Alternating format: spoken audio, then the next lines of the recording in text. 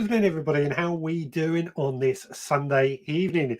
It's the 26th of March 2023 today. This is the Sunday night live show we do every Sunday. Chance for us, load of birds going off in the background, sorry.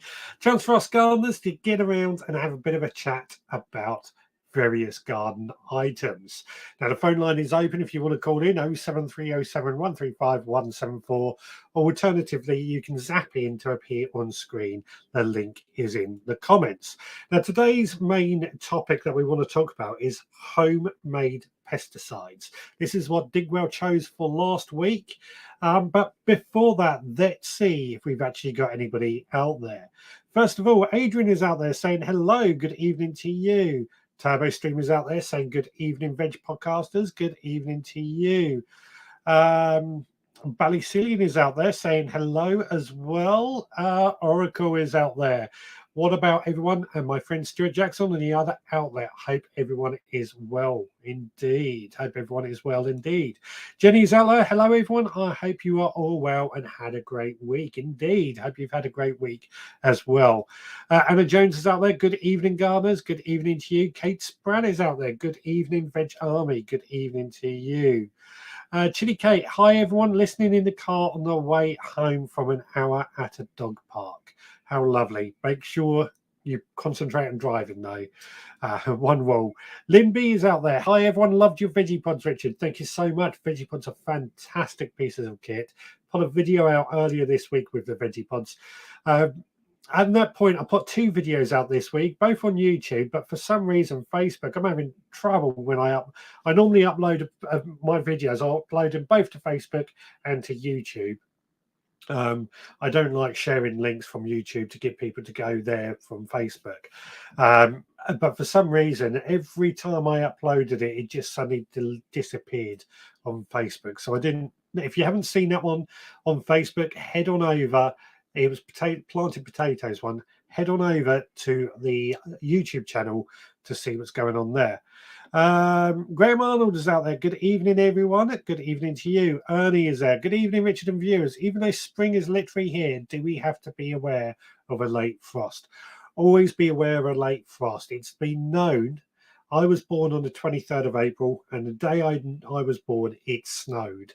So, yes, there is a very good chance we can get a frost. Wait until mid-May is my usual time that I feel it's safe to get many plants outside. But keep an eye on the weather, keep the fleeces handy, etc., if you have to. Richard Golden is out there. Hello all, good evening to you. And I think that is it. Please, if you are new to this channel, feel free to drop a comment, call in on 07307135174, or zap in on the link that is in the comments. I've just heard a noise and I'm not sure where it is. Anyway, homemade pesticides is the subject for today. So do you make your own pesticides? This is what we're asking, and if you do, how do you go about making them? Now, when Digwell last week suggested this or put forward this this subject, I will admit I was a little bit apprehensive. The reason being is I never use any pesticides at all. I do my damn hardest not to do anything to harm wildlife. I like to let Mother Nature do its job. That being said, you know, if we can use a more natural or better alternative to store-bought items, then that must be a good thing. And added to that, there are a few things I've experimented with. I've got this, I'm not sure where it is, this garlic type stuff or calcium spray to deter slugs and snails. I've also got a problem with raspberry beetle on the allotment, so I want to try and tackle that. And added to that, natural products can still be harmful. So please don't think that anything we are going to suggest today is not going to be harmful. It can still be harmful. Please use appropriate PPE and do your research first. So that's the opening. Let's see. We've had a few comments come in during that time. A few more people. Rebecca Hawkins has joined. Hello, everyone. Good evening to you. Who else have we got? Margaret Peacock has joined. Hi, Richard and everyone. Good evening to you. Hope you are well. Turbo Stream. The weather was very wintry today in this Shire. So much for the British summertime. We're not in summer yet. We're not in summer yet. It's still early spring. We had rain. We've had sunshine, but we've had some good. I've been able to get outside and do a few bits. Lim B says, same here in Sussex. Can't wait for the real spring. It's coming. It's coming. Don't be pot off. So back to homemade pesticides. The first one that I've got on this list today is neem oil. Now, again, I would say I've never used neem oil. I've not even used it in anything that I can think of. So it's not the type of thing I have lying around. But when I did some research, it was something that came up as a possible use for homemade pesticides. Now, neem oil is an oil derived from the neem tree. So it's a very naturally found oil. I'm guessing neem tree originates from India by its name, but I could be wrong on that. And as I understand it, is a natural insecticide. So it is going to be used to control a wide range of pests and aphids and spider mite and so on and so on. So based on those, it seems like a reasonably good thing to use if you want to go down this route.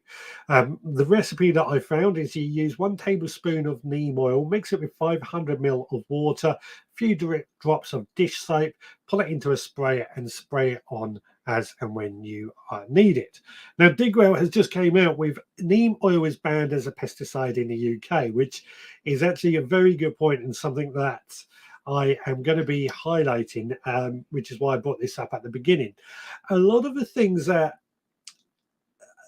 some gardeners recommend as a pesticide or anything like that may well not be allowed to be used as a pesticide. So one of the good things, if you've got powdery mildew and you use milk to combat powdery mildew, technically, I am, as a media person, I'm not allowed to recommend to you the use of milk because it hasn't been tested as that purpose. It's produced for another reason. And this is the same with neem oil. It is very much a case of not being allowed to be used as a pesticide because it hasn't been tested.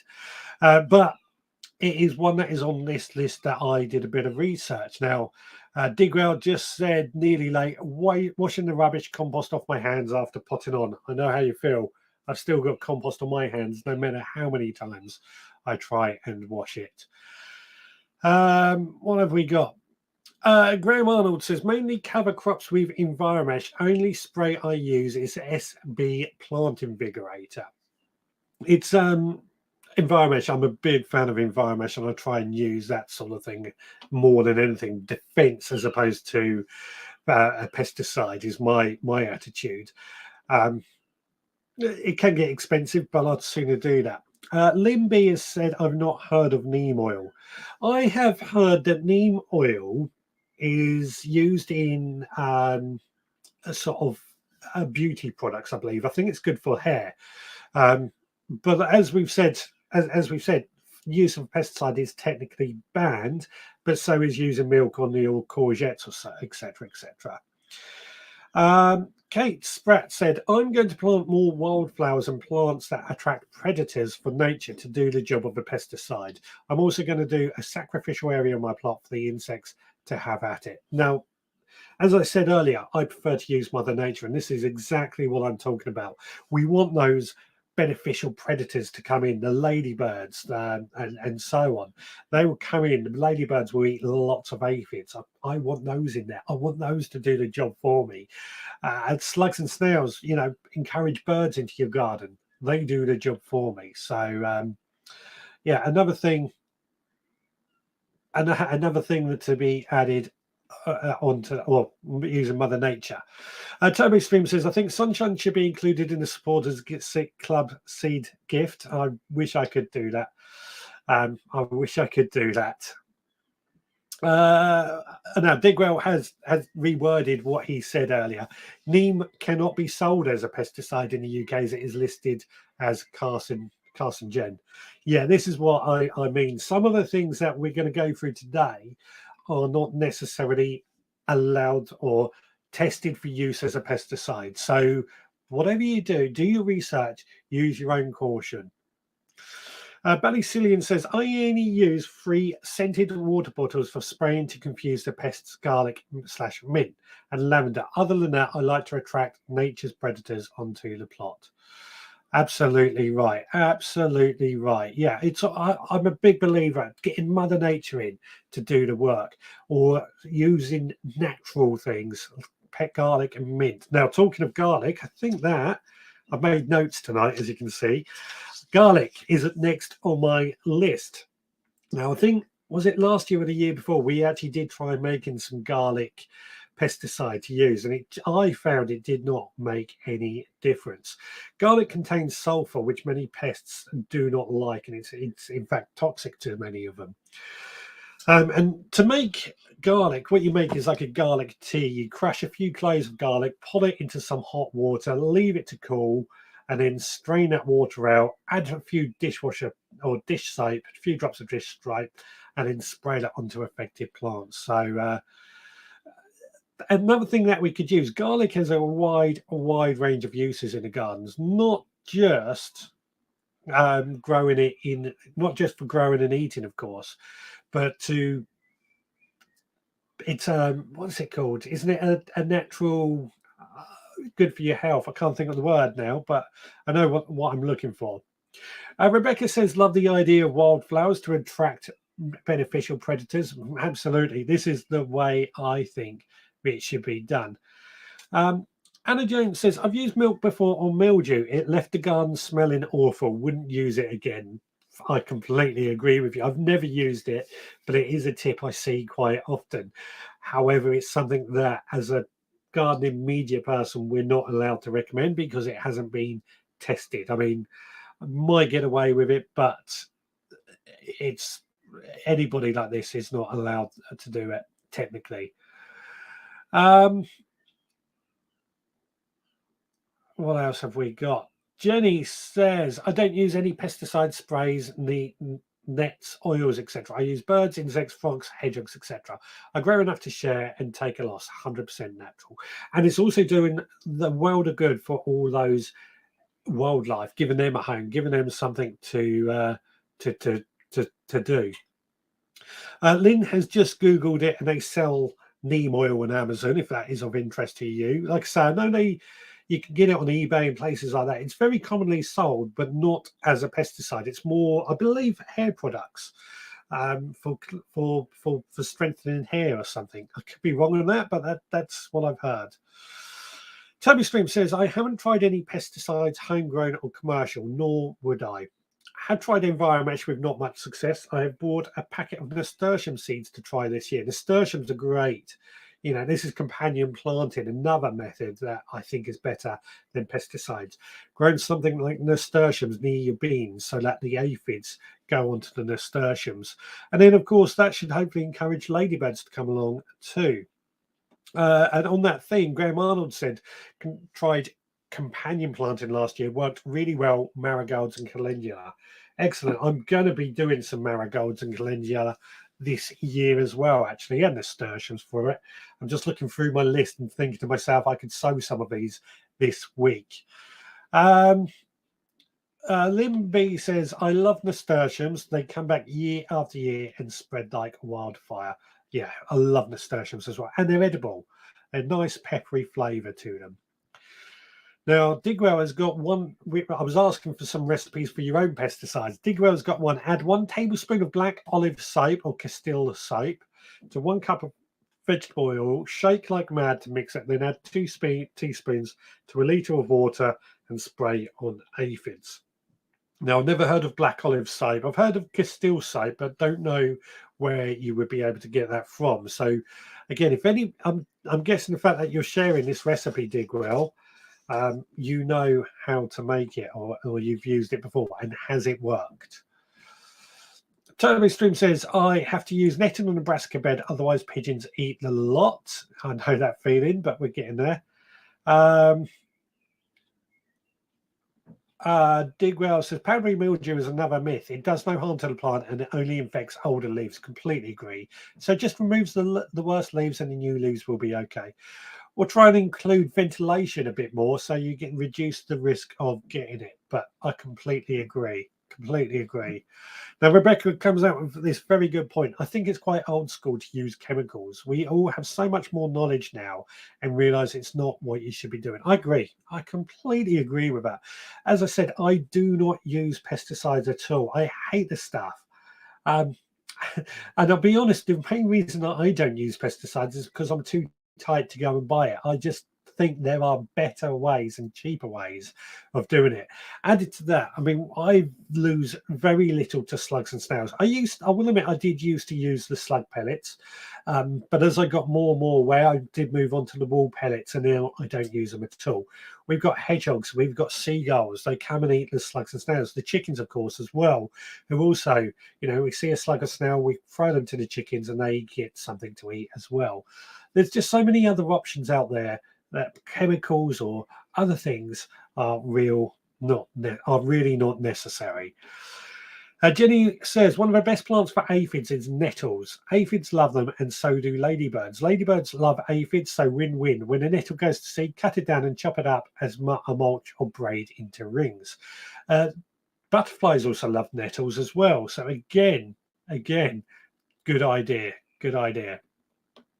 Oracle is saying double barrel gold shotgun and back to my standard training I received in the army, and it's goodbye birds.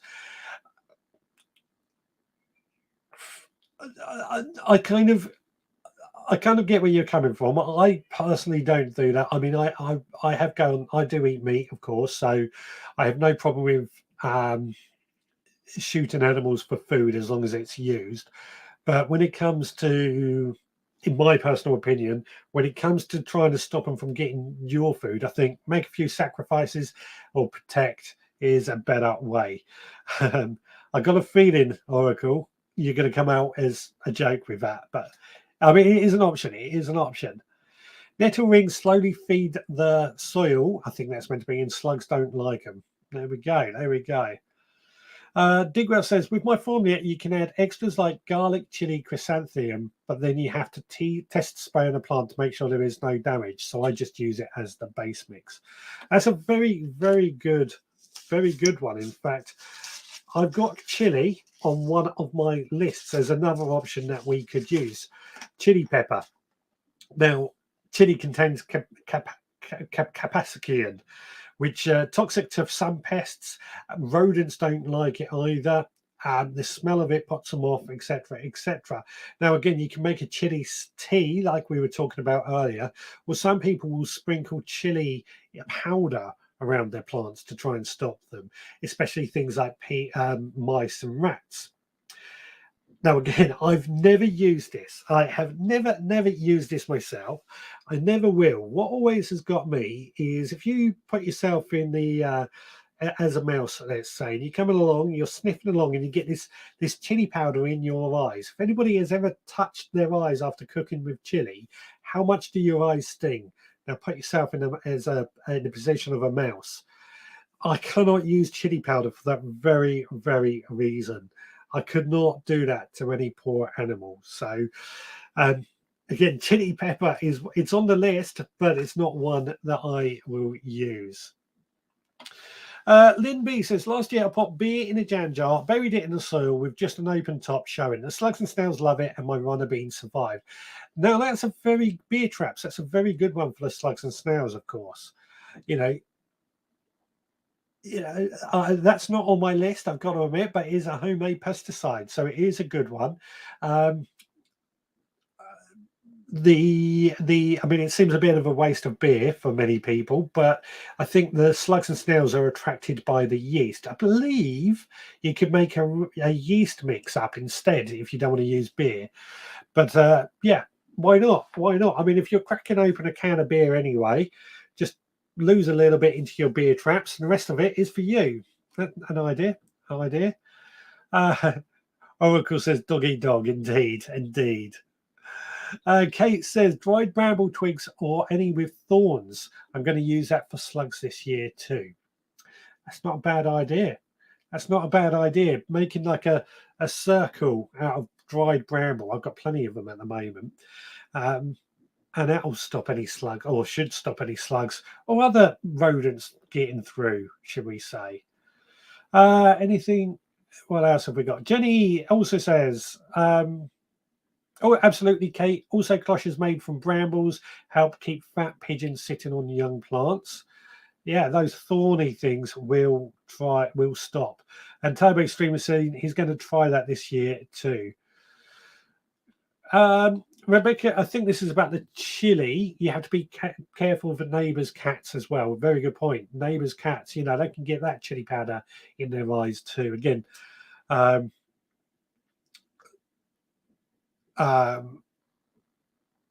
not something I again would like to use chili powder at all.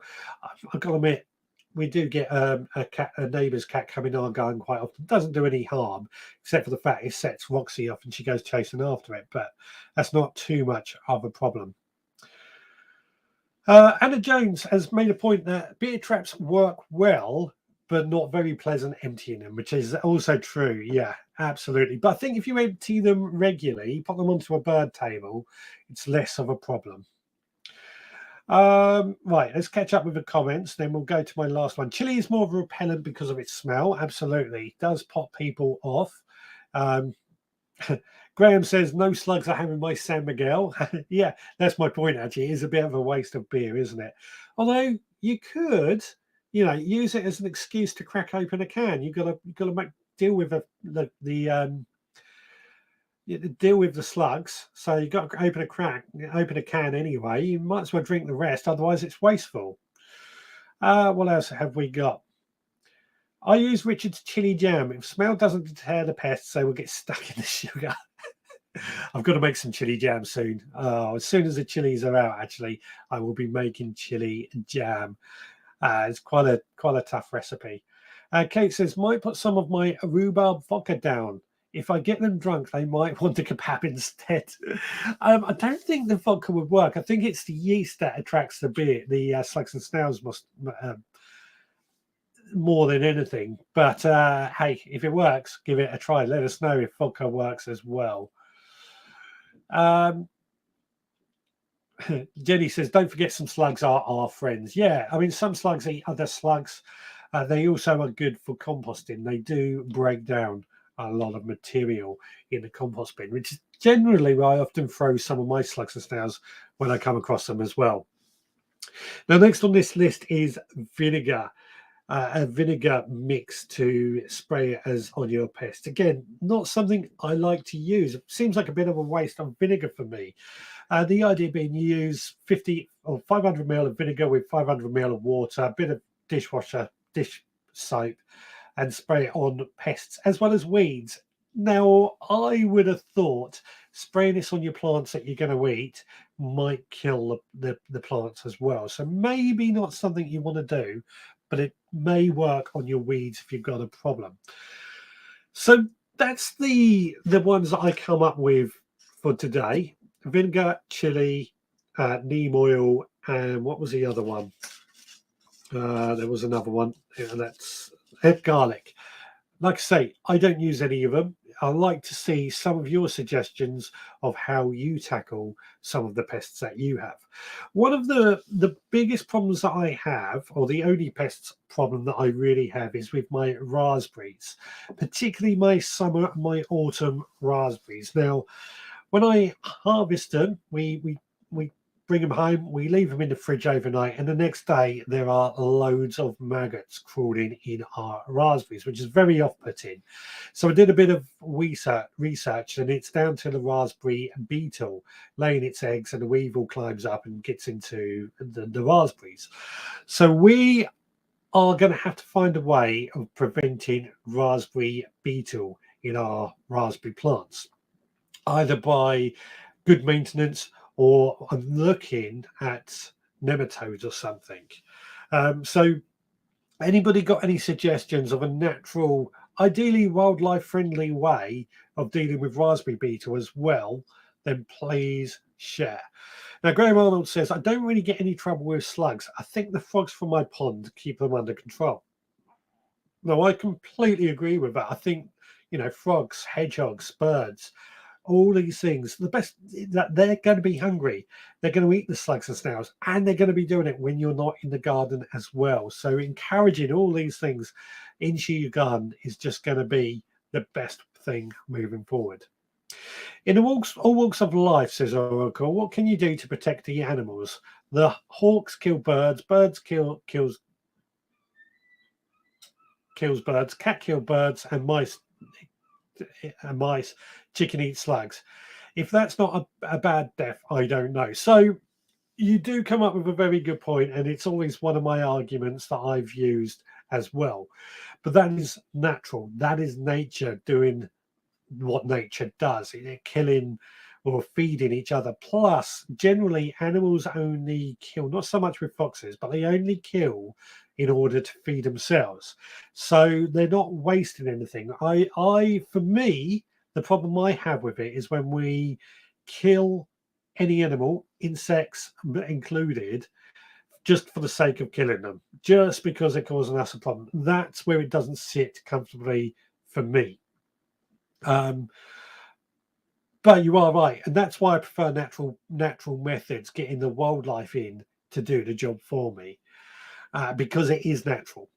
Money Boots has joined, saying late again. No problem. I think a lot of people are going to be late tonight. It is the day after the clocks change, so it's very, very confusing. I know I forgot to say this last week, and I think that's why Idaho isn't here, because I forgot to say the clocks change. Ballysian, the best way to control slugs is to keep your beds tidy, no dead leaves, etc. Yeah. Good soil, good maintenance, good control, and so on will help. Jenny says, only spraying malt vinegar if rats are making a nest. They don't like it, but no harm done. I won't put the vinegar on the plants. We all have a rat visitor, and that's okay, but I don't want to nest. I agree, yeah. Again, I don't disagree with it. I think that is a very, very good use of malt vinegar. Again, as a weeder or a weed killer as well. But on your plants, I'll be worried that it kills the plants. Rhubarb leaves are good slug traps. Lay them on the soil and slugs accumulate under them in the damp shade. Well, anything that, even wood, lay a piece of wood on the soil as well, and that will collect some slugs and snails. Turn it over and let the birds at it too. Again, this is all good use. Rebecca says, I wonder if grazers would be any good for you, Richard. I use it for the lily beetle. I'm not sure if you can use it on edibles, though. Grazers don't kill anything. I do actually have grazers, slugs and snail. That's the calcium-based one. And I'm wondering about that. Yeah, for the raspberry beetle problem that I have, that might be what I need. I was looking at pheromones. That's the word I was looking at, the pheromones, to try and get rid of the raspberry beetle. Kate says England is playing as well. Oh, okay, England. I didn't know England was playing. I think is it Formula One too? Is there Formula One on? I can't remember if that's this week or next week, or was it last week? I can't remember. Absolutely, Digwell, but malt vinegar is 28p. And Digwell said peppermint oil is said to work with rats too. Yeah, again, peppermint oil, I mean, just peppermint leaves will work with rats as well. I mean, rats are a type of pest, so all adds into it. Oracle says, I'm okay. I get Millard. I always pronounce that name wrong for some reason. To stand as a scarecrow keeps everything away. I've got to make a scarecrow this year. It's on my list. Every year I say I'm going to make a scarecrow, and I never get round to it. This year, I'm going to do it. That should have been one of the competitions. Perhaps we'll do that next year. The best scarecrow. Anna Jones says POI spray, which is made from Pytherium plants, is all good all round natural insecticide, not homemade though. Again, if it's natural, I'm okay with it. I just don't want. Oh wait, F1's next week. Formula One's next week. Yeah, I don't mind natural materials. It's whether or not it does any damage to our wildlife. That's what I don't want to do. Limby says every year we have a scarecrow fest in our village. What village do you live in? Because I see quite a few villages when I drive through them have scarecrows out on display. So yes, any other ideas of some homemade pesticides that you guys use? Open to anything here, and are they effective? For me, as I said right at the very beginning, and I think you guys are coming up with the same sort of thing, the best way is just encouraging the wildlife into the garden, getting those aphids, those ladybirds in, the butterflies, the parasitic wasps, the nematodes that are naturally found in the soil. For me, they are the way to go. The birds, the frogs, the hedgehogs, all those sort of things that are going on. Now, the best thing, of course, the best way to encourage all these things to do into your garden or allotment is to build a wildlife pond.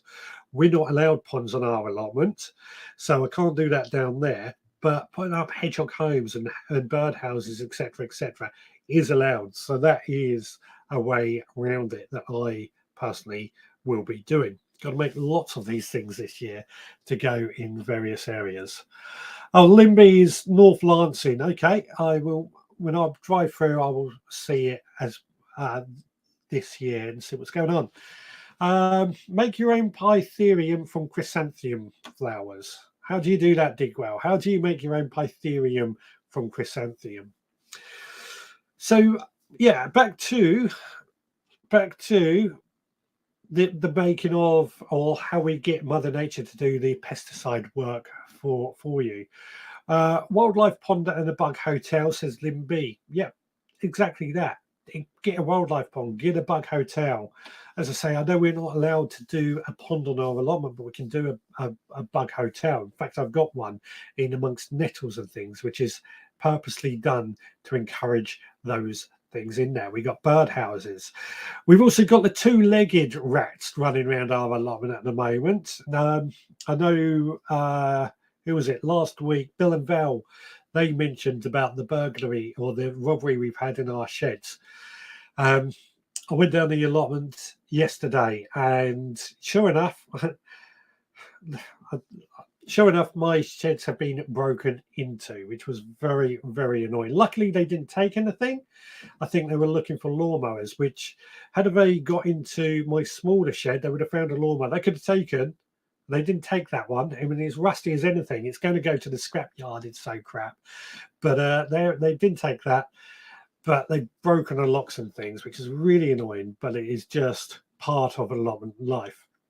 Worst thing is, I had an email from the council, Felix is in charge. He said he was going down to have a look, and they wrote a list of people that had been affected, but they put that on the Facebook group hidden inside a comment. I didn't see it until somebody else shared it with me and saw that mine was listed. So rather annoyed about that.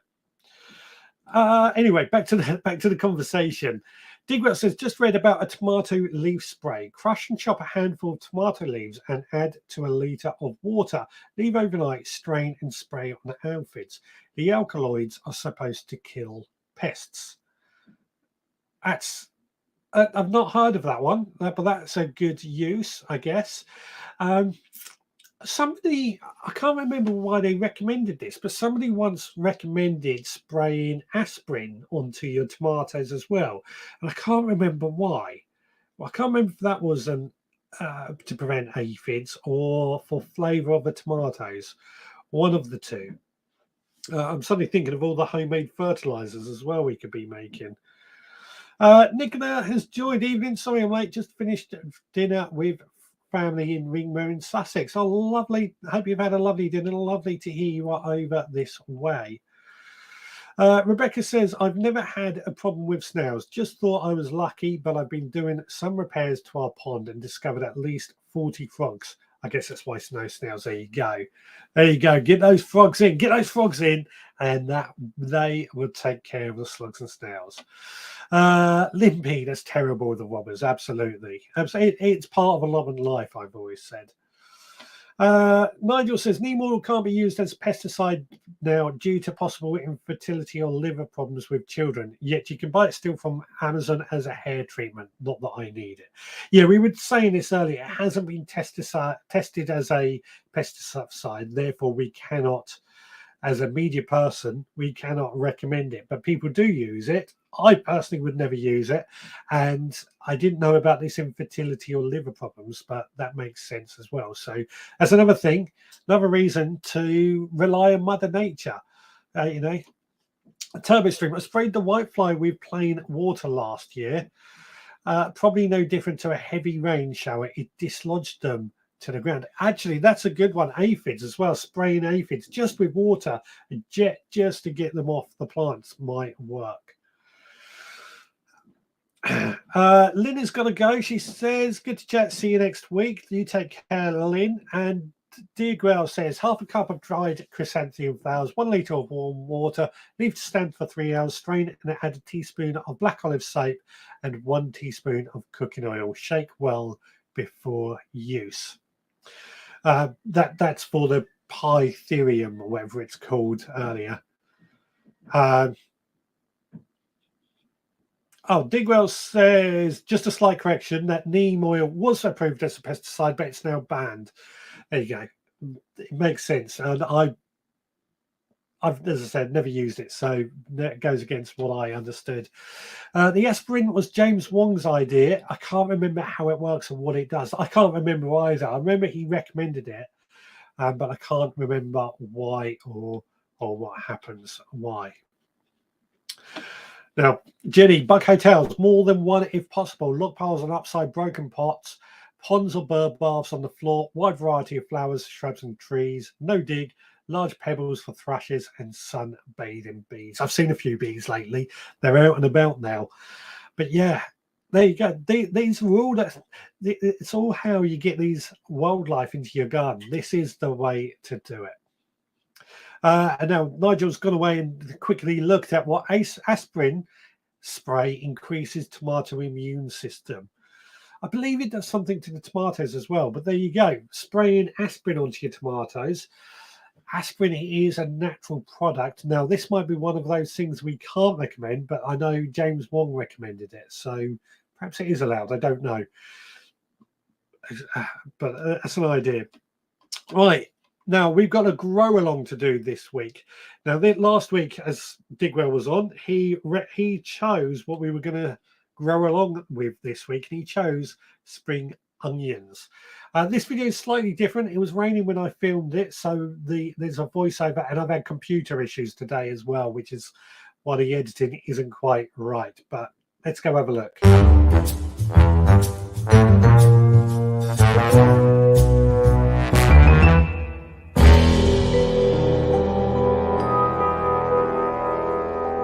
Slightly different today because it's raining outside, so I'm doing a voiceover. These are the spring onions we are sowing this week. They're called Pompeii, and they are going to go in the veggie pod right next to the carrots that we sowed just last week. Now, the carrots, as you can see, aren't doing anything, but I'm just making a drill here for the spring onions to go into. Now, only about 1 centimetre deep. They don't need to be pretty deep. The seeds, as you can see, are quite small. They're onion-sized seeds, as the name suggests. And we're just going to throw those in there. Try and get them about 1 centimetre apart. But, of course, as they grow, we will thin them out. And then we're just going to cover them over with soil and leave them to grow. Now, the spinach that was sown on a previous live has been transplanted into a veggie pod. And as you can see, it's doing okay. We've also got the parsley starting to show signs as well, which is looking fantastic.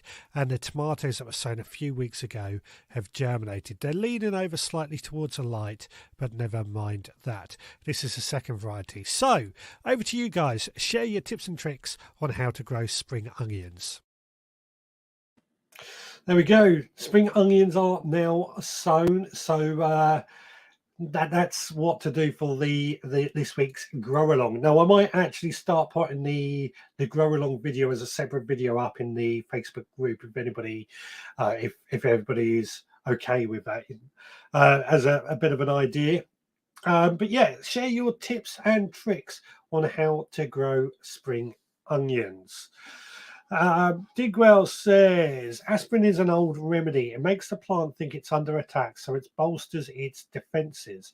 I'm wondering if that would encourage the tomatoes to ripen then as well if you spray it in order to try and encourage people or encourage the spread of its tomato seeds. Just a quick wonder I was thinking. I'm just looking outside to see if it's got dark yet. Um, that's an idea. I'm wondering. I've never used aspirin on my tomatoes, but it's something to look at. Turbo Stream says I'm slowly expanding my flower bed on my plot to try and encourage the wildflowers in. I I'm I mean we used to down down the side with along where the new road is. We used to have wildflowers growing all along there, and they got removed. But I'm thinking they're going to be coming back now, from what I've seen, which would be great. But I might also start growing a wildflower bed. I've got enough wildflower seeds somewhere. I could probably do it quite easily. And I'm also thinking down the side of my garden, actually. I've got a few ideas that I'm thinking of at the moment. Toby Stream says, I've never successfully grown spring onions, so please do share your spring onion tips. Jenny says, you will love it, Turbo. I plant flowers in the veg as well. It hides them from the butterflies, etc. There we go. Wildflowers are a big one. As I say, I know I've got some wildflower seeds somewhere that I'm probably going to have to use this year, so might as well. No tips on spring onions, but I got 5 varieties sown this week: White Lisbon, Ramrod, Snow Queen, Italian Red of Florence, and Ishikura. Ishikura? Yeah. I mean, I love spring onions. I try and sow a few now. I sow a few more in a few more weeks' time, and a few more in a few more weeks' time after that. Try and keep them growing all year round. I'm doing mine outside in a veggie pod at the moment just because it was convenient. But I think actually we could do some next time. We'll do some in the beds in the garden as well, in the root beds. Money Boots Nigel says spring onions, sow 6 to 8 seeds in a cell tray and plant them out as a bunch. Isn't this what's the name of it called? There's a Charles Dowden does this a lot. We've done experiments with it. I'm doing experiments with it this year, so I might try that as well. What's it called? It certainly has worked quite well for radish and beetroot. I just can't think what it is called. But yeah, I mean, again, I can't think. It's really bugging me. I know what I'm talking about. I just can't think what it's called because I've done it this year as an experiment. And you sow them in the cells. You then take that cell once they've germinated and plant that straight out, and it works a treat. It's certainly working. Multi-sowing. Thank you, Nicola. Multi-sowing. That's the word. Multi-sowing. That's it. Yeah, it's certainly working really, really well with our radishes at the moment. In fact, I've got to sow a load more of these radishes and things this very week in order to keep the supply coming. But yeah, multi-sowing spring onions, that might be the way to do it for some people. We might try it this year, actually. Turbo Stream says, my multi-sown spring onions and sales have mostly died off. Wonder why. I wonder if they're getting a bit too damp. I mean, spring onions are normally very, very hardy. Onions particularly are hardy. They are all from the same variety after all. But I suspect that is what might be happening. They're probably getting a bit too damp, and that's drying off. Ishikura is the exhibition one. Long, straight, white bits. All lovely, lovely, lovely, lovely. I can't wait to get eating my spring onions. That's all I can say. I cannot wait. Chili Kate says, I've never grown spring onions, so maybe this year is the year. Yeah, I think, when did I send them out in the supporters club every now and then as well. I don't think they're going to be out next month. I normally wait for the months when there's less things to sow. So like March, April, May, I'm flooded with the amount of things that we can sow. Spring onions normally come out as one of those that are outside of that time. What else? Jenny is asking Digger, do any of the varieties form a little bulb head? I grew some once and they had a little bulb end and they were delicious, not too strong. I normally find that when you're growing your own spring onions, they're stronger than anything you might buy from um, at the supermarket and taste so much better, don't they? Digger says multiple sowing. Don't do it. Don't do it with beetroot. They are multi-germ, or you end up with 20 beets in a tiny space. You know, I did it with the beetroot when I did this first attempt at multiple sowing, and the main reason I did it is because it was on the list of from Charles Dowden, and I thought exactly the same thing. One beetroot seed usually contains lots of, or it's a cluster of seeds usually. So I was intrigued to see if it will actually work. But so far, I've got to say, it does seem to work. Idaho is saying, hello, everyone. Sorry I'm late. It's my fault, Idaho. I forgot to remind everyone the clock's changed this week. So that was my fault. And I suddenly thought earlier that might be why. Nigel says another 2 benefits of aspirin spray: increases heat tolerance and drought resistant, also increases yield. Have you ever done this, Nigel? Are you looking it up at the moment? I really want to find out if anybody has done these things and whether or not it works. By the way, if you've just joined us, the main subject is about homemade pesticides, but we also just sown some spring onions as part of the grow along and getting people to share their tips on how to grow spring onions. TurboStream, whose spring onions died, is saying poor drainage or saying it could be poor drainage. I don't know.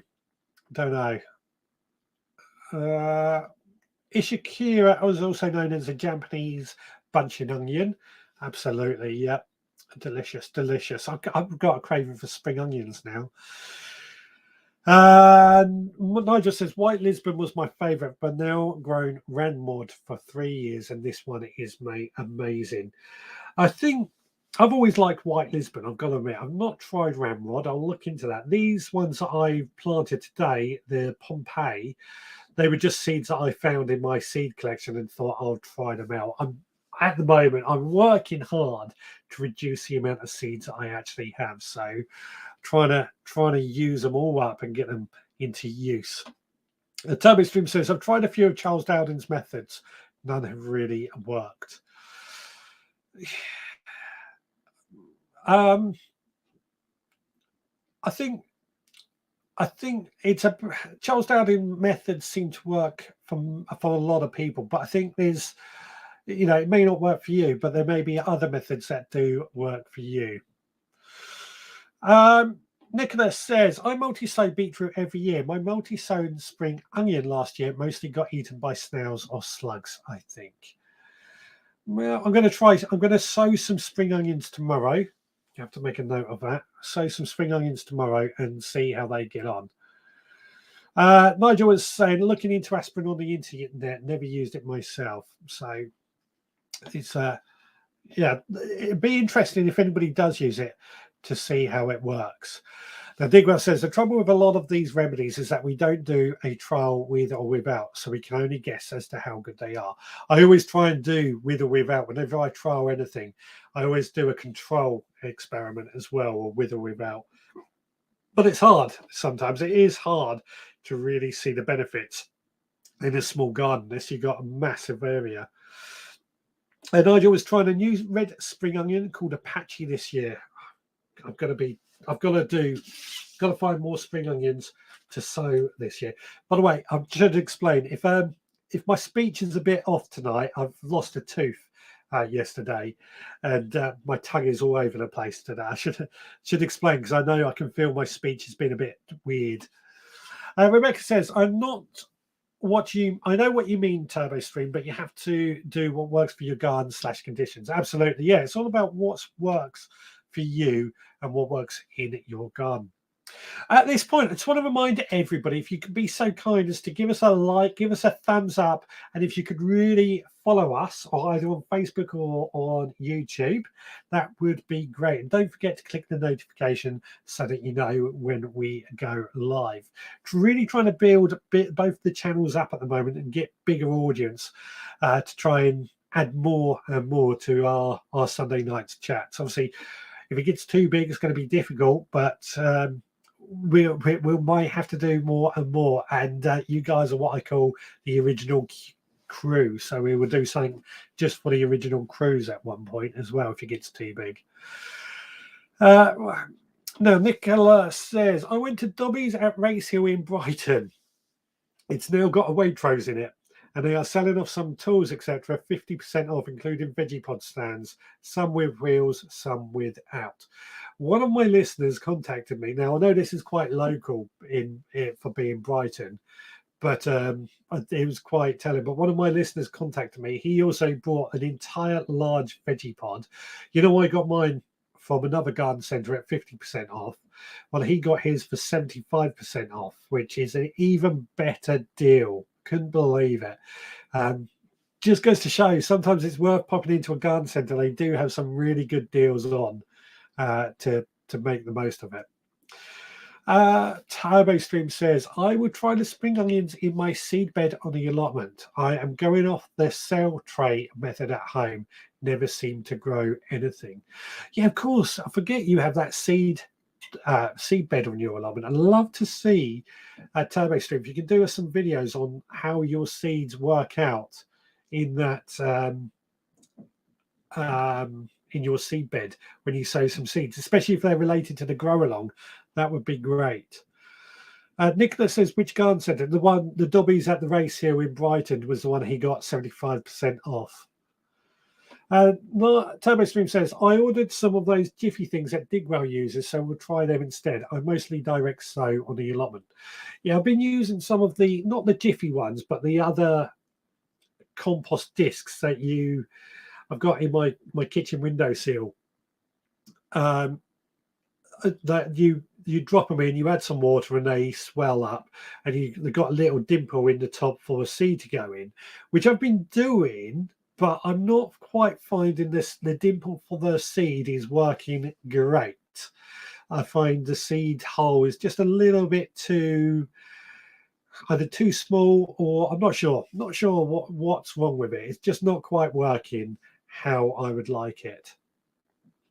There we go. Stuart has joined. Sorry I am late. Been a busy day. I will have to listen back to the bits I've missed, says Stuart. Stuart, homemade pesticides. Do you have any homemade pesticides that you can share? And also, do you have any tips on growing spring onions? Digwell says they're obviously stock clearing and not selling them any longer. Yes, they are definitely doing that, as far as I know. I believe that's the same with the garden centre I got my veggie pod from at 50% off. I'm really happy with that. Really happy, but 75% even better. It's quite a shame that garden centres aren't selling them, but they are a great piece of kit. Anybody that's had a veggie pod or has a veggie pod will tell you they're a great way to grow a wide range of vegetables. So I have got another video for you guys, and this time it is the photos that you guys have been posting over this last week in various forms. So let's have a look at that. Yes, it's that time to look at the photos that you guys have been posting this week. First up, Ballycillian has got his early spuds in the polytunnel. Looks fantastic and great to see. Next, Jenny has got 36 strawberries delivered that she's planted out this very afternoon. She's also taken delivery of 20 of these strong containers for £40. Next, Kate has been sent these seeds. Looks like some type of beans. Very, very interesting to say the least. She was sent to them from a Instagram. She has also been propagating some of these herbs in some yoga pots that she got from work. Next, Stephen has harvested some rhubarb, very early for rhubarb, but hey, get it, why not? And also this photo of the daffodils on this plant just looked beautiful, has to be said. Now next, Kate has got herself a wormy. These are the chili Kate and Phil. They're obviously not going to eat the wormery, but this is a great way of composting and getting rid of some of that waste material to turn it into something useful. Finally, Ian sent this joke in. They start as plant markers but end up being grave markers. Keep sharing your photos, guys, in the group, in social media, and by email. There we go. A few photos that have been posted in the Facebook group. Plenty more going on. Please do check out the Facebook group if you want to see that. As I say, there's so much going on in there. There's so many good chats. It's a shame we can't have something similar on YouTube as well. I do have the forum on the website, but hardly anybody uses a forum anymore. So that might be going in not much in pretty soon. Livestream says, I direct sow French beans, raw beans, parsnips, etc. If I transplant, the slugs get there first, but direct sowings seem to survive. Interesting. I don't know why that would be, but don't know. Maybe because they're out in the open and the slugs and snails are getting eaten by birds, whereas when you're sowing them in transplant, that's not quite the same. I don't know. That could just a theory. Now, Idaho is saying, has anybody made homemade pyrethrum spray from flowers? Wondered how it worked. Excuse me. Yes, Digwell said earlier he makes it. Well, he used to make it, but that was a while ago. Recipe above, and it worked. I can't remember where it is now, but it's a previous comment anyway. Graham Arnold, I always have better results growing spring onions when starting them off in module trays while in direct sowing in the garden. You know, while I was playing that video, I was just looking through some of my seed boxes to find some more spring onion seeds, because I think I'm going to sow some more tomorrow, but do them in the multi-sown version, because I think that would be great. Idaho says, Richard, I will send some photos this week. Sometimes I think they must go to your junk mail. Idaho, I always check my junk mail at least once a day, so I haven't seen them in there.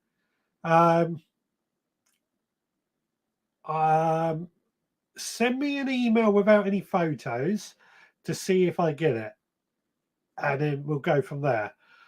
But I always do check. My junk mail a lot. My spring onions are in the veggie pod. The only thing I use it to get rid of are the only thing I use to get rid of bad insects are copper rings on plants like slugs and snails.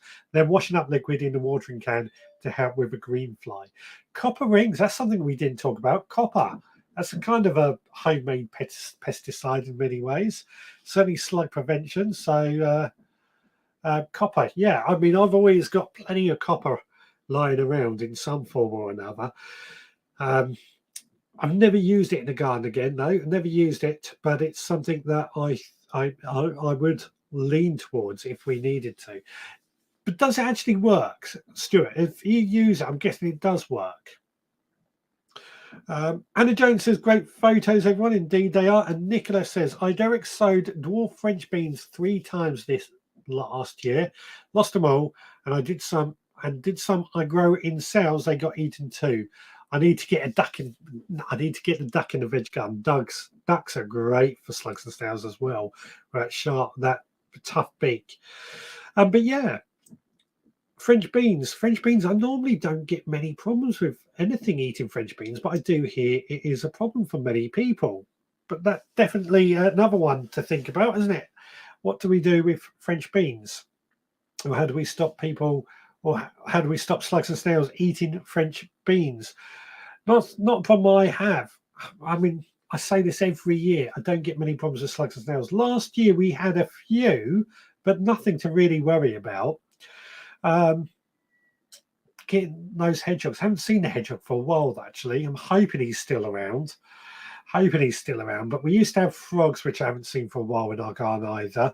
I know, obviously, chickens. Obviously, we've got the chickens who are now 4 of them in our coop, which has been expanded or added to this very weekend, and they're nice and safe and secure in there. Now, this is a good tip actually from Nigel. A smear of Vaseline on the legs of a veggie pod to stop anything crawling out.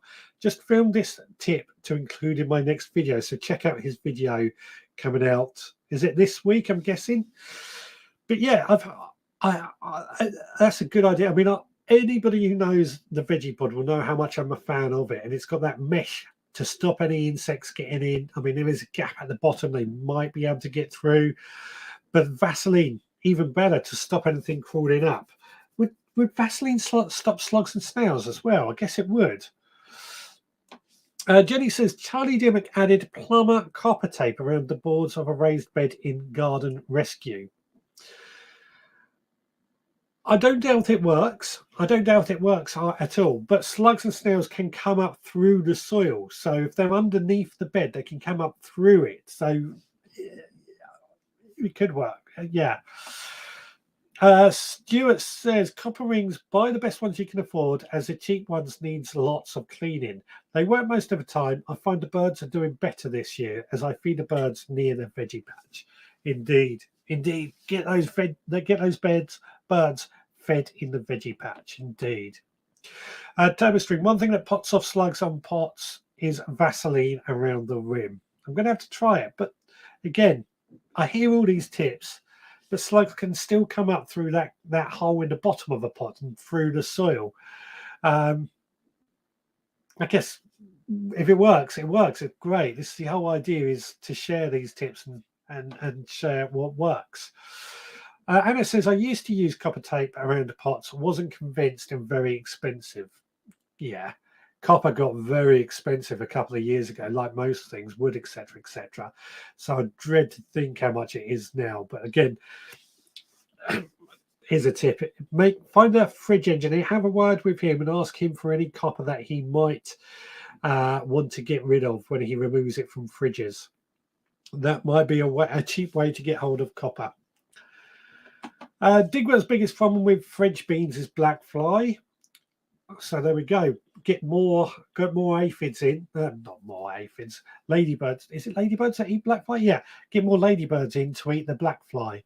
Just noticing one of my panels on my roof has come down slightly. Dwarf French beans in a pot so the beans hang over the edge but not touching the floor. Works a treat. Would that work in hanging baskets as well? Would that work in hanging baskets? There's a question. There's a question I want to try. And Graham says, have you tried growing nasturtiums with your beans? That's an idea. That's an idea. That might work nicely. All these ideas, I mean, all these ideas are getting me thinking as well. Better than Vaseline, use Vicks Vapor Rub. Oh, that menthol smell, that would certainly knock anything off beforehand, wouldn't it? There we go. Stuart also says eggshells work well for slugs. I'm listening to these amazing tips. Thanks, team, says Stuart. Eggshells, yes, I believe that works. They've got to be crushed down into a fine powder.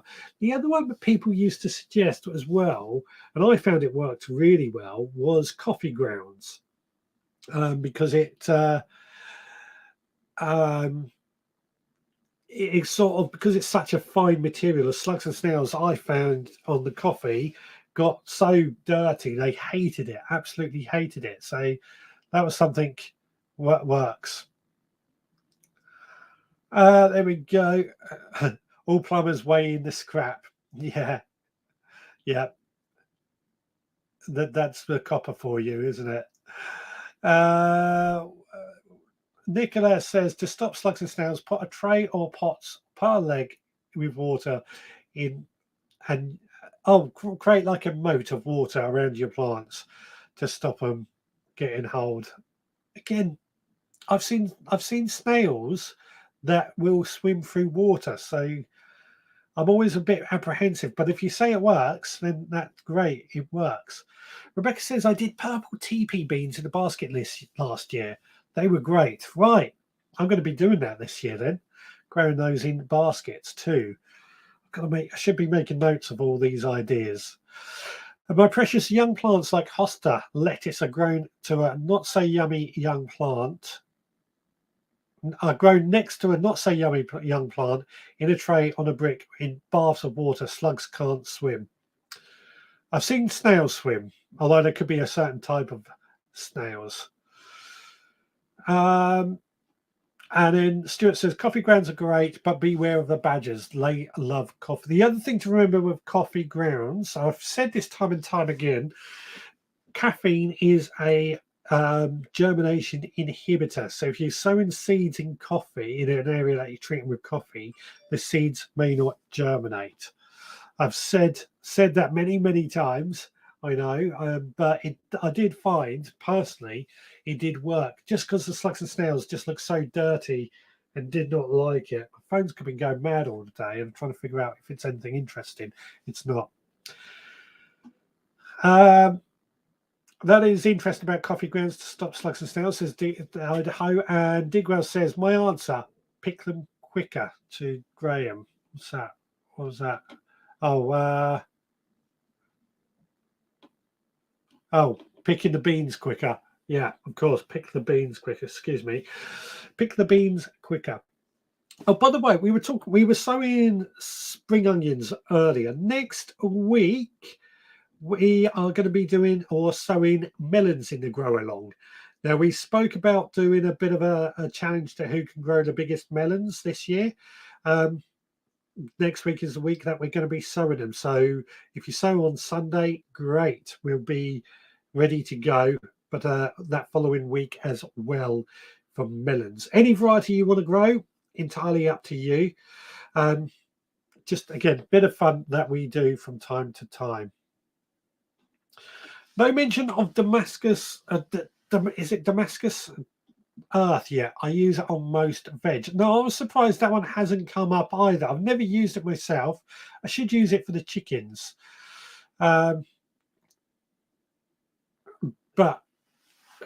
what does it do for your veg, Digwell? How does it help your vegetables? Jenny says, dry sawdust on the bottom of my zippy greenhouse. It sticks to slugs and they avoid it. I also add vermiculite to the bottom of flower pots so they won't crawl up. That's a good idea, vermiculite. That is a very good idea. Some people are worried about the overuse of perlite and vermiculite, so brick dust is the alternative too. It could be something to think about. Nigel says, that explains the badger I saw in Starbucks. Of course. Nicola says, on my way home tomorrow, I'm collecting 2 more LBC tanks for water to collect for the new large veg garden. At last, the 60-foot conifers are down. Fantastic. I'd love more I'd love a single LBC, but I don't think they would quite look the part in my garden. My garden's getting pretty full at the moment, and we're not allowed them on the allotment, annoyingly. Jenny says, I also added vermiculite to the bottom of my milk bottle greenhouse. Vermiculite. I can see why that would work because it's quite a sharp stuff to do. And TurboStream, I did hear that porridge oats can stop slugs. I have heard that as well. I believe it's something to do, they eat the porridge oats and then swell up. Again, it doesn't feel very comfortable for me, but if you can leave it out for the birds and they eat more and more of the slugs, then great. Nicola's also got a weekly collection of 30 bags of horse manure sorted now. Lucky you. I need to get some horse manure delivered regularly. Chicken manure is what I'm using more at home, obviously, especially now we've got the new coop sorted. Jenny says, yes, it's melon time. I'll get my melons out. Oh, please don't get me going on about your melons again. And Kate says, time to sort our melons out then. Indeed, get your innuendo after innuendo, isn't it? Digwell says it kills pests by absorbing their skin oils, and some says it's so sharp it cuts them under the shell. Is that the oats or the coffee grinds or vermiculite? Don't know. I don't add vermiculite to veg, only companion flower plants.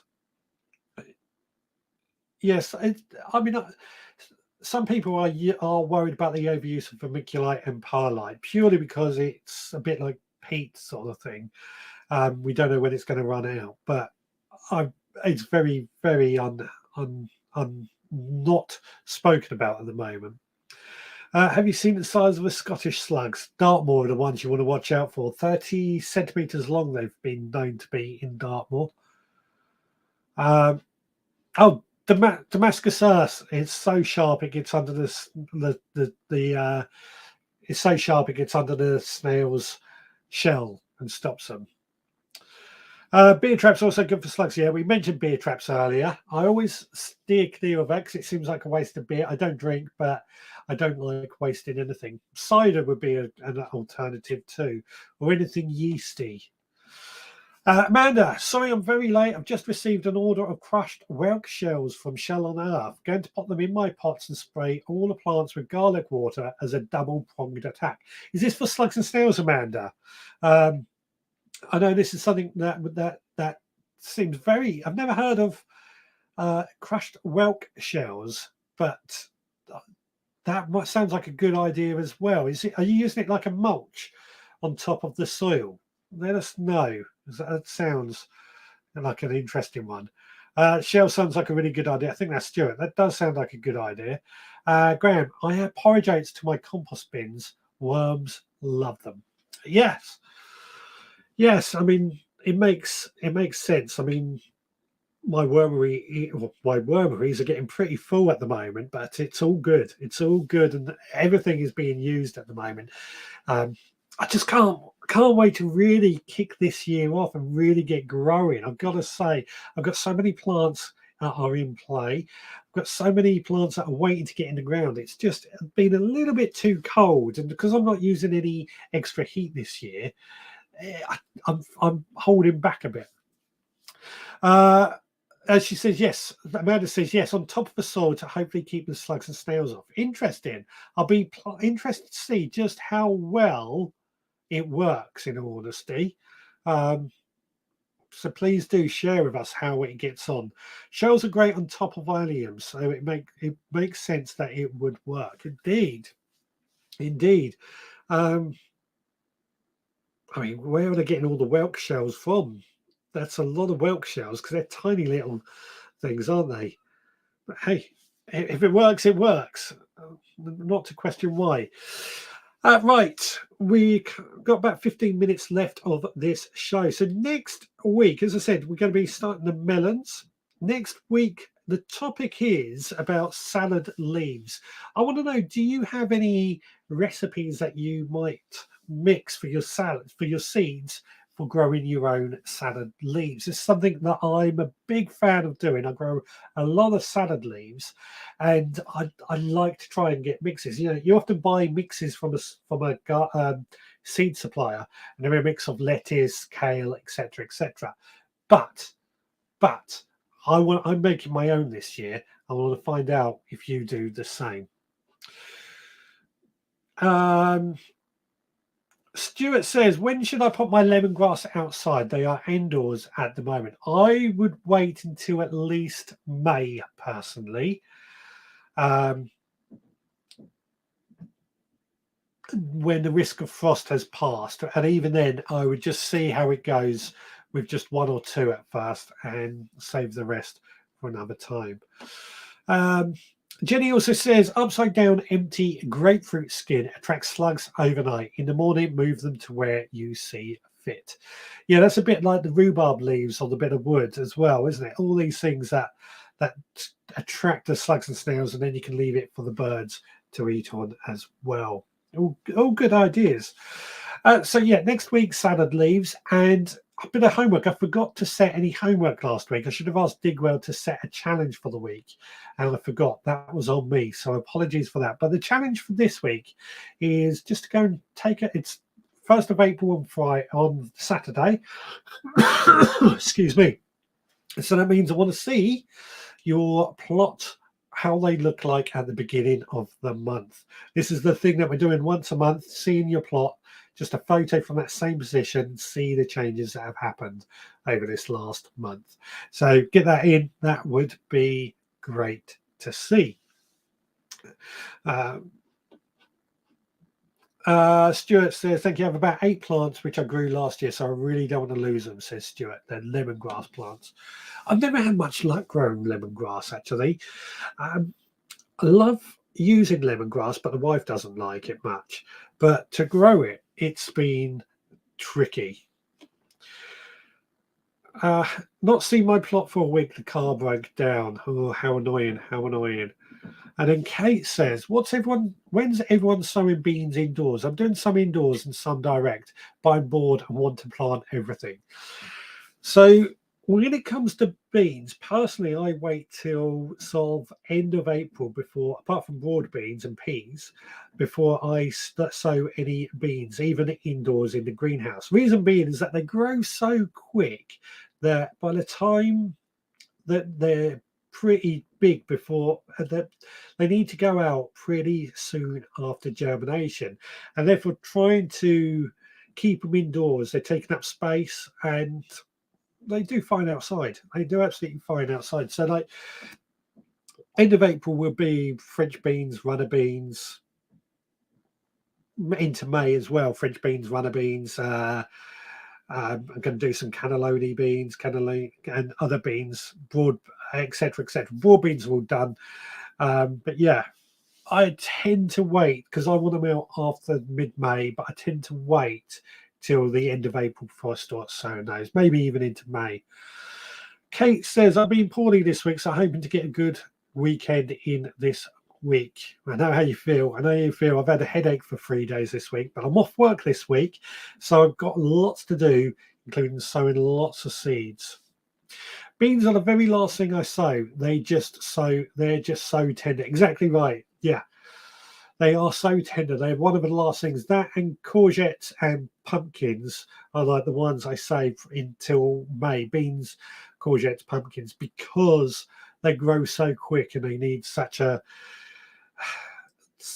need to go outside pretty soon after germination. I got an 18-kilogram bag, which was £15 plus £4.95 for delivery, so 20 quid for 18 kilos. It's around the same size as a 50-litre bag of compost, but much heavier. The company is Shell on Earth, which is a family-run seafood company. It saves hugely on waste and provides a solution for us gardeners also. I completely agree. I like the idea of using a waste material as well. So I will check that out, and let us know, Amanda, how it gets on using this crushed shell. It sounds really fascinating, I've got to say. Stuart says, I will be sowing my beans over Easter along with peas, lettuce, all ready for our May sale. So he's doing it for his to be sold. So that makes sense as to what that. Digwell says, easiest way to grow lemongrass is to buy some from Tesco's and plant them. Adult plants in about 6 weeks. I start from fresh every year. Yeah, I've tried that and I've never had much luck. I'll give it a try again this year. Somebody was asking about sweet potato slips last week as well, and I've got some sweet potatoes that I'm trying that with too. So yeah, trying to reuse a lot of the supermarket stuff, isn't it? Amanda says, I do an experiment of 4 of the same plant, one with shells, one with garlic spray, one with both, and one with nothing. We'll grow them next to each other and see what happens. My plants usually get ravaged by shells, so it'll be a good experiment. I'm really intrigued as to how well the shells work. I think we all will be intrigued with this, because this is something to really try it out. Digwell says to put the lemongrass in a glass of water for a week first. That sounds like an idea. That sounds a good idea. Jenny says, I will sow butter beans a couple of weeks earlier as they need a long, warm summer, but so worth it. I've got to try butter beans this year. When I finish this, I'm going to rewrite a list of what I want to sow. I've done it so many times. Everything changes, doesn't it? But yeah. Livestream says, I sown bees in late May direct, says to Kate in reply to that. Yeah, I mean, I think when it comes to beans, they're so tender, they grow quick, so there's no point doing those early, except for broad beans, etc., etc. So I find I find that what we do is sow the end of April into May. I'll be sending out French and runner beans in May, I think. Um, there's so many things to send out over the next few weeks. Same as sweet corn and courgettes and pumpkins, etc., etc.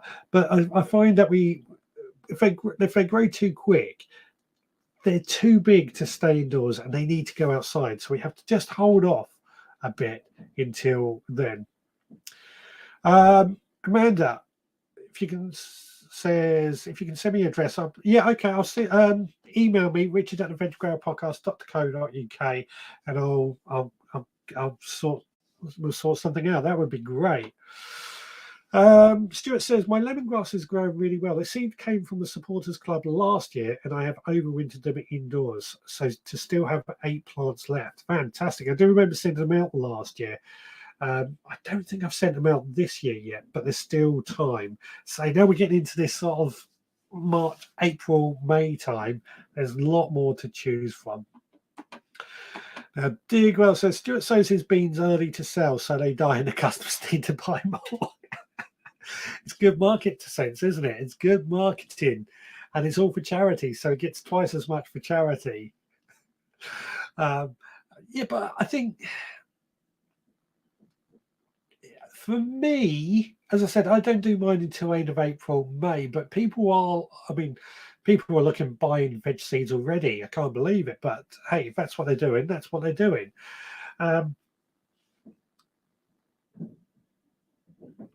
But it's interesting how much temperature really does affect these plants. As I said, I remember a few years ago we had somebody who just started their allotment. It was about this time actually. We had that really hot spring, and then we suddenly got a frost. It was about this time, and he'd taken all his allotment and he planted out tomatoes and aubergines that he brought from a garden centre, and they were killed within a couple of weeks. It was warmer than it is at the moment, but that was an exceptionally warm spring. But it just goes to show, do it too early, you end up in problems. Digwell says, my first car boot sale in 3 weeks. Woohoo! Yeah, I've got a few bits I need to sell out of car boots, so I'll find out when the first one is. Jenny says, when I plant my beans out, I tend to sow one next to it. That way I get a good second flush as the first ones slow down. Also have a few varieties to spread the harvest. Lazy Housewife is a late one. I always think it's good to try different varieties, to be honest. Very good idea to try different varieties because less chance on pests and diseases killing off those plants or one variety, the others might have a chance to survive. Funny enough, as Nigel says on that note, first year on my allotment, and we had a frost in June and wiped out all the beans. How annoying! How annoying is that? But this is what I mean. Sometimes it is possible to get a late frost. June is pretty rare, but it can happen. It's just a case of keeping an eye on that weather, keeping those fleece handy. Graham Arnold has said to Digwell, it's what the garden centres do. Meaning that they're selling those plants, those tomatoes and aubergines at the moment. It's true, they are really selling them at the moment, and if they die off, that means people have to come back and buy more. Chili Kate says the tomato seedlings outside at the garden centre today didn't look too happy. I've got to admit, I've only seen them inside. I'm well protected, but I've still got my tomatoes on the kitchen windowsill, and I'm debating whether they're going to be warm enough in the greenhouse at the moment. Has anybody got tomatoes in the greenhouse unheated, and how is it doing out there? Are they surviving? They're talking that 200 plants will be ready to sell in 3 weeks' time. It will make room for the tomatoes. 200 plants. That fantastic. Stuart says to Digger, how did you know? Why do you think I sow so many plants? Indeed. We're aware. We know how it works. Indeed, we do. And at that point, Digwell, I had to stop my daughter from buying some tomatoes yesterday. Tell me about it. I've seen them in garden centres. I always felt that when they were selling the little plug plants in January was a bit too early, because when I would see that, I would think, well, why aren't my tomatoes looking that good? Forget, obviously, they're grown indoors. They've got heat. They've got lights. They're much fur or much better looked after than how we grow ours mostly. So all these tomatoes in the garden centres are great, but ours are looking poor because the weather isn't right. We had a late frost 2 years ago, wiped out my gooseberries. Gooseberries are normally pretty killed off the flowers. Yeah, that makes sense. That does make sense.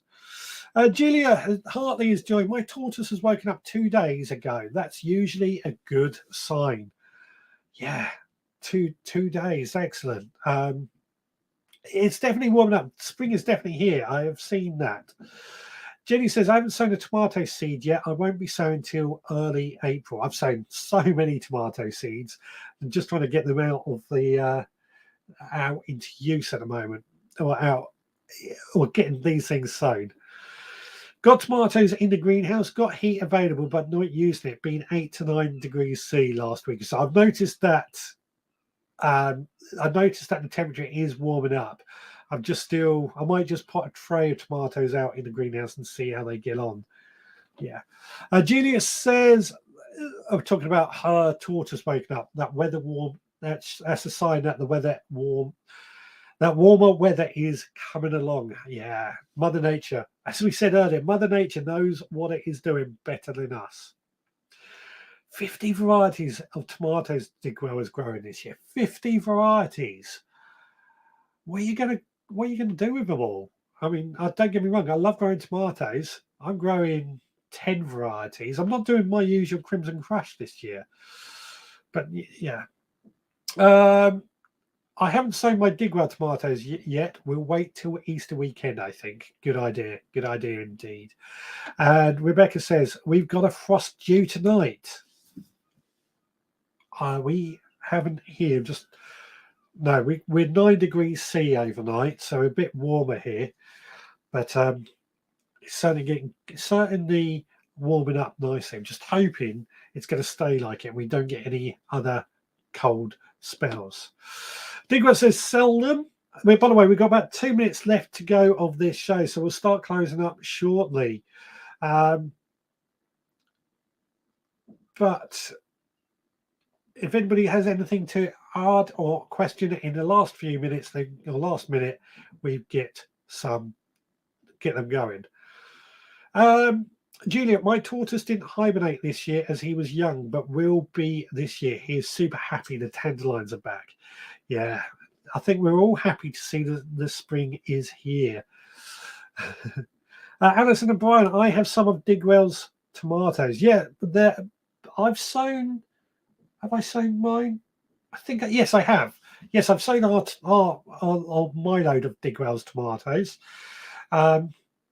So yeah, get sowing them. Get sowing them if you are able to, of course. Yeah. Digwell says everyone is now checking the weather forecast. It's always a warning, isn't it? Gardeners will check the weather forecast every moment, especially at the moment, trying to make sure we haven't got a frost. Right, well, we are coming to the end of this week's show. Turbo Stream says, have a great week, everyone. Indeed, have a great week, everyone. We are back again next Sunday. As I said, next Sunday, I want to talk about salad leaf mixes. What do you mix? What do you use? And so on. And what do you like in your salad leaves as well? One of my favorite things to grow. We grow a lot of them. So looking forward to that conversation.